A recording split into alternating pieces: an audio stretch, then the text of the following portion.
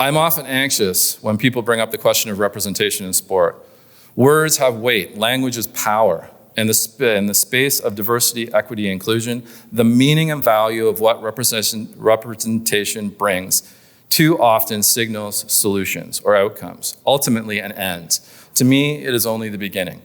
In fact, to focus on representation, although a step towards meaningful change, has largely become the focus for institutions and their quest for greater inclusion. In fact, we must challenge that very notion of what is meant by those three seemingly innocuous words: diversity, equity, and inclusion. For those that have been othered in society, we have to contend with degrees of violence, terror, and more consequentially, the lasting impacts of generations and generations of dealing with forms of oppression that affect not just our lives, but all those surrounding them. It infiltrates their perceptions of what constitutes their being different from dominant cultures in society. It is a reality that shapes perceptions and translates into choice. When we talk of curling being open and welcoming to all, that is but one understanding of the reality shared in Canada. It is not the actions that do not indicate an intention to be that way, but for others, firmly, categorically, it is not their experience.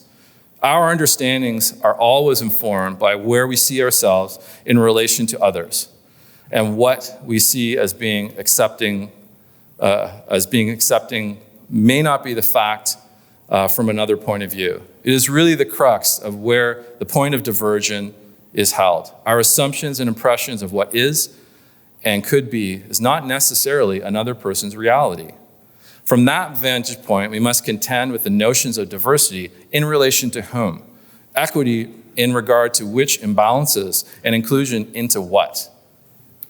For many, the function of such practices simply reinforces the status quo, an assimilation into something, and simply signals, walk this way, act this way, operate in the way that we have designed for you.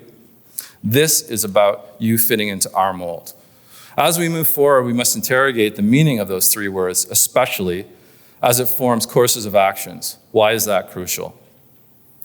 Sport has always been seen as a space of equality in our world.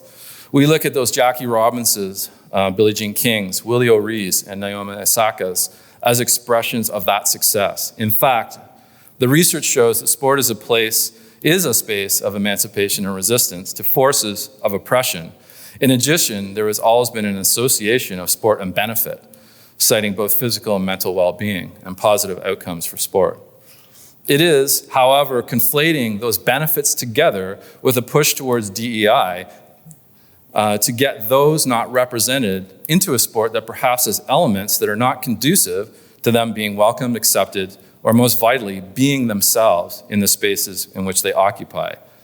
That style of thinking undermines the intention to represent the full spectrum of our human experience with specific financial goals. It leaves the actions of such initiatives temporary, transient, and ultimately insufficient to reshape the sport and its cultures into what might serve them better, what might serve us all better.